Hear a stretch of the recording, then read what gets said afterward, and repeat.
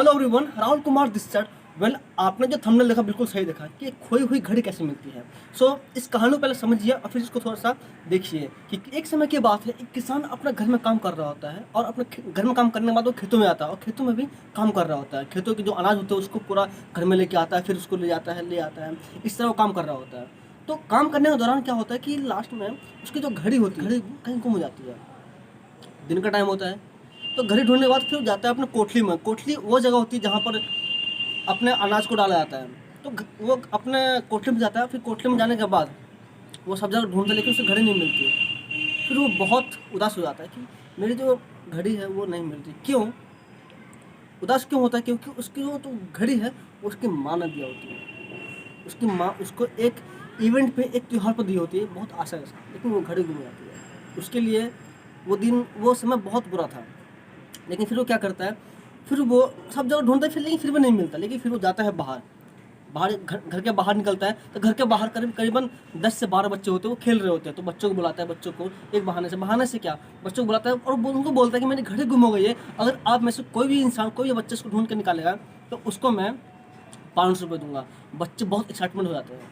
बच्चों को लगता है कि एक छोटी सी घड़ी ढूंढना है, उसको 500 मिल रहे हैं। वो फटाफट बच्चे तैयार हो जाते हैं और वो सब झुंड में जाते हैं घर में।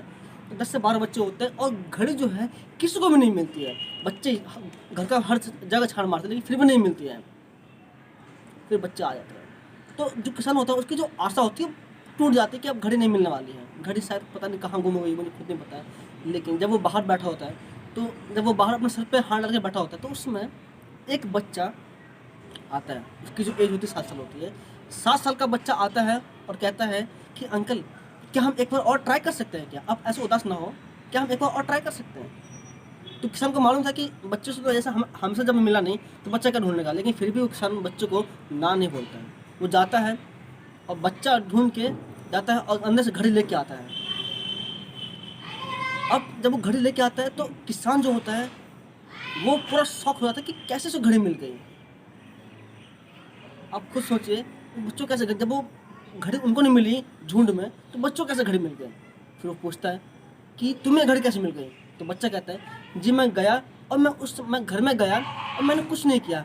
मैं चुपचाप जाके कोठरी में जाके मैं खड़ा हो गया और फिर मैं बिल्कुल शांत होकर घड़ी की आवाज़ सुनने लगा कि घड़ी किस दिशा से आ रही है। घड़ी की जो आवाज़ आती है टिक टिक, वो कौन सी दिशा से आ रही है, और वो जाता है उसी दिशा में। और उसी दिशा में बहुत ईजिली एक ट्रंकर होता है जिसके नीचे घड़ी होती है। और वो घड़ी पहले बच्चों को नहीं मिली लेकिन इसको मिल गई। तो किसान इस खुशी में उसको 500 देता है, उसको बहुत शाबाशी देता है और उस दिन से वो किसान बहुत खुश होता है। और उस दिन से वो उस घड़ी को बहुत संभाल कर रखता है, बहुत संभाल के, क्योंकि वो घड़ी उसकी माँ ने दी होती है। कई बार क्या होता है, ये कहानी अभी ये ख़त्म होती है और इससे समझिए, क्या आपको नहीं लगता कि हम सब भी बहुत लाइफ में बहुत बिजी होते हैं और हमारे पास प्रॉब्लम्स होती है। तो प्रॉब्लम्स होती तो है लेकिन उसका सोल्यूशन नहीं मिलता। तो कभी आपने सोचा कि सोल्यूशन कैसे मिलेगा? ये कभी आपने सोचा है?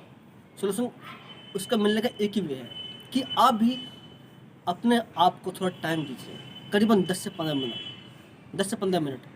क्या हमारे पास बहुत सारी प्रॉब्लम्स होती है लेकिन उसका सोल्यूशन ढूंढने के लिए हम हर जगह लोगों को बताते हैं, लोगों को बोलते हैं, लेकिन क्या वो सोल्यूशन है?